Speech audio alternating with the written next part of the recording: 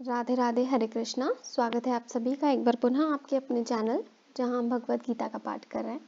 तो चलिए शुरू करते हैं आज का श्लोक। नैव तस्य कृतेनार्थो नाकृतेनेह कश्चन न चास्य सर्वभूतेषु कश्चिदर्थ व्यपाश्रयः। व्याख्या। नैव तस्य कृतेनार्थ, प्रत्येक मनुष्य की कुछ न कुछ करने की प्रवृत्ति होती है। जब तक यह करने की प्रवृत्ति किसी सांसारिक वस्तु की प्राप्ति के लिए होती है, तब तक उसका अपने लिए करना शेष रहता ही है। अपने लिए कुछ न कर पाने की इच्छा से ही मनुष्य बंधता है। कुछ न कुछ पाने की इच्छा से ही मनुष्य बंधता है। उस इच्छा की निवृत्ति के लिए कर्तव्य कर्म करने की आवश्यकता है। कर्म दो प्रकार से किए जाते हैं, कामना पूर्ति के लिए और कामना निवृत्ति के लिए। साधारण मनुष्य तो कामना पूर्ति के लिए कर्म करते हैं, पर कर्मयोगी कामना निवृत्ति के लिए कर्म करता है। इसलिए कर्मयोग से सिद्ध महापुरुष में कोई भी कामना न रहने के कारण उसका किसी भी कर्तव्य से किंचित मात्र भी संबंध नहीं रहता। उसके द्वारा निस्वार्थ भाव से समस्त सृष्टि के हित के लिए स्वतः कर्तव्य कर्म होते हैं। कर्मयोग से सिद्ध महापुरुष का कर्मों से अपने लिए व्यक्तिगत सुख आराम के लिए कोई संबंध नहीं रहता। इस महापुरुष का यह अनुभव होता है कि पदार्थ, शरीर, इंद्रियां, अंतःकरण आदि केवल संसार के हैं और संसार से मिले हैं, व्यक्तिगत नहीं है। अतः इनके द्वारा केवल संसार के लिए ही कर्म करना है, अपने लिए नहीं। कारण यह है कि संसार की सहायता के बिना कोई भी कर्म नहीं किया जा सकता। इसके अलावा मिली हुई कर्म सामग्री का संबंध भी समष्टि संसार के साथ ही है, अपने साथ नहीं। इसलिए अपना कुछ नहीं है, व्यष्टि के लिए समष्टि हो ही नहीं सकती। मनुष्य की यही गलती होती है कि वह अपने लिए समष्टि का उपयोग करना चाहता है और इससे उसे अशांति होती है। अगर वह शरीर, इंद्रियां, मन, बुद्धि, पदार्थ आदि का समष्टि के लिए उपयोग करे तो उसे महान शांति प्राप्त हो सकती है। कर्मयोग से सिद्ध महापुरुष में यही विशेषता रहती है कि उसके कहलाने वाले शरीर, इंद्रियां, मन, बुद्धि, पदार्थ आदि का उपयोग मात्र संसार के लिए ही होता है। अतः उसका शरीर आदि की क्रियाओं से अपना कोई प्रयोजन नहीं रहता।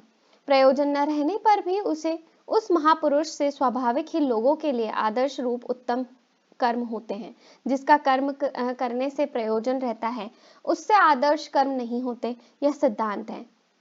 नाकृतेनेह कश्चन, जो मनुष्य शरीर, इंद्रियां, मन, बुद्धि आदि से अपना संबंध मानता है और आलस्य, प्रमाद आदि में रुचि रखता है, वह कर्मों को नहीं करना चाहता, क्योंकि उसका प्रयोजन प्रमाद, आलस्य, आराम आदि से उत्पन्न तामस सुख रहता है। गीता 18वें अध्याय का 39वां श्लोक। परंतु यह महापुरुष जो सात्विक सुख से भी ऊंचा उठ चुका है, तामस सुख में प्रवृत्त हो ही कैसे सकता है, क्योंकि इसका शरीर आदि से किंचित मात्र भी संबंध नहीं रहता। फिर आलस्य, आराम आदि में रुचि रहने का तो प्रश्न ही नहीं उठता। मार्मिक बात, प्राय साधक कर्मों के न करने को ही महत्व देते हैं। वे कर्मों के उपरत होकर समाधि में जाते हैं, जिससे कोई भी चिंतन बाकी न रहे। यह बात श्रेष्ठ और लाभप्रद तो है, पर सिद्धांत नहीं। यद्यपि प्रवृत्ति की अपेक्षा निवृत्ति श्रेष्ठ है, तथापि यह तत्व नहीं है। प्रवृत्ति करना और निवृत्ति न करना दोनों ही प्रकृति के राज्य में है।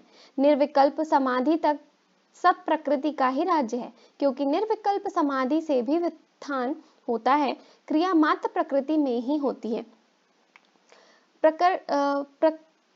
प्रकर्षेण करणम इति प्रकृति, और क्रिया हुए बिना व्युत्थान का होना संभव ही नहीं। इसलिए चलने, बोलने, देखने, सुनने आदि की तरह सोना, बैठना, खड़ा होना, मौन रहना, मूर्छित होना और समाधिस्थ होना भी है। वास्तविक तत्व चेतन स्वरूप में प्रवृत्ति और निवृत्ति दोनों ही नहीं है। वह प्रवृत्ति और निवृत्ति दोनों का निर्लिप्त प्रकाशक है। शरीर से तादात्म्य होने पर ही शरीर को लेकर करना और न करना, ये दो विभाग द्वंद्व होते हैं। वास्तव में करना और न करना दोनों की एक ही जाति है। शरीर से संबंध रखकर न करना भी वास्तव में करना ही है। जैसे गच्छति जाता है क्रिया है, ऐसे ही तिष्ठति खड़ा है भी क्रिया ही है। यद्यपि स्थूल दृष्टि से गच्छति में क्रिया स्पष्ट दिखाई देती है और तिष्ठति में क्रिया नहीं दिखाई देती। तथापि सूक्ष्म दृष्टि से देखा जाए तो जिस शरीर में जाने की क्रिया थी उसी में अब खड़े रहने की क्रिया है। इसी प्रकार किसी काम को करना और न करना, इन दोनों में ही क्रिया है। अतः जिस प्रकार क्रियाओं का स्थूल रूप से दिखाई देना प्रवृत्ति प्रकृति में ही है, उसी प्रकार स्थूल दृष्टि से क्रियाओं का दिखाई न देना निवृत्ति भी प्रकृति में ही है। जिसका प्रकृति और एवं उसके कार्य से भौतिक तथा आध्यात्मिक और लौकिक तथा परलौकिक कोई प्रयोजन नहीं रहता, उस महापुरुष का करने एवं न करने से कोई स्वार्थ नहीं रहता। जड़ता के साथ संबंध रहने पर ही करने और न करने का प्रश्न होता है, क्योंकि जड़ता के संबंध के बिना कोई क्रिया होती ही नहीं। इस महापुरुष का जड़ता से सर्वथा संबंध विच्छेद हो जाता है और प्रवृत्ति एवं निवृत्ति दोनों से अतीत सहज निवृत्त तत्व में अपनी स्वाभाविक स्थिति का अनुभव हो जाता है। अतः साधक को जड़ता से संबंध विच्छेद करने की आवश्यकता है। तत्व तो सदा ज्यों का त्यों विद्यमान है ही। न चास्य सर्वभूतेषु कश्चिदर्थ व्यपाश्रयः। शरीर तथा संसार से किंचित मात्र भी स्वार्थ का संबंध न रहने के कारण उस महापुरुष की समस्त क्रियाएं स्वतः दूसरों के हित के लिए होती हैं। जैसे शरीर के सभी अंग स्वतः शरीर के हित में लगे रहते हैं, ऐसे ही उस महापुरुष का अपना कहलाने वाला शरीर स्वतः संसार के हित में लगा रहता है। उसका भाव और उसकी संपूर्ण चेष्टाएं संसार के हित के लिए ही होती हैं। जैसे अपने हाथों से अपना ही मुख धोने पर अपने में स्वार्थ प्रत्युपकार अथवा अभिमान का भाव नहीं आता, ऐसे ही अपने कहलाने वाले शरीर के द्वारा संसार का हित होने पर उस महापुरुष में किंचित भी स्वार्थ प्रत्युपकार अथवा अभिमान का भाव नहीं आता। पूर्व श्लोक में भगवान ने सिद्ध महापुरुष के लिए कहा है कि उसके लिए कोई कर्तव्य नहीं है, तस्य कार्यम न विद्यते। उसका हेतु बताते हुए भगवान इस श्लोक में उस महापुरुष के लिए तीन बातें कही हैं। पहला, कर्म करने से उसका कोई प्रयोजन नहीं रहता। दूसरा, कर्म न करने से भी उसका कोई प्रयोजन नहीं रहता। तीसरा, किसी भी प्राणी और पदार्थ से उसका किंचित मात्र भी स्वार्थ का संबंध नहीं रहता, अर्थात कुछ पाने से भी उसका कोई प्रयोजन नहीं रहता।